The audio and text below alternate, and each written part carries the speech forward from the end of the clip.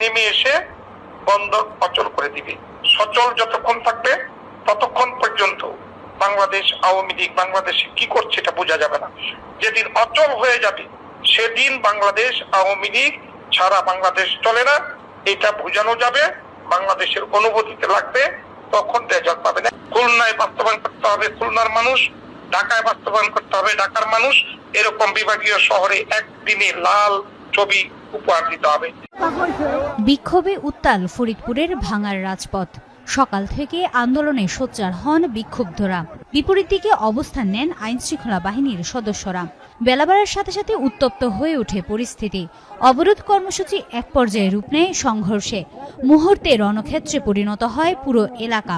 সোমবার সকাল থেকেই পূর্ব ঘোষিত অবরোধ কর্মসূচির আওতায় ঢাকা বরিশাল ও ঢাকা খুলনা মহাসড়কের ৬টি গুরুত্বপূর্ণ স্থানে যান চলাচল বন্ধ করে দেন বিক্ষুব্ধ জনতা।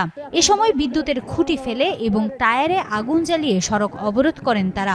বিক্ষোভকারীদের একটি অংশ ভাঙা থানার দিকে অগ্রসর হয়ে ইট পাটকেল ছোড়ে এবং পুলিশের গাড়িতেও আগুন ধরিয়ে দেয়। পরিস্থিতি নিয়ন্ত্রণে রাখতে রাইট কার নিয়ে অবস্থান নেন পুলিশ ও এপিবিএন সদস্যরা।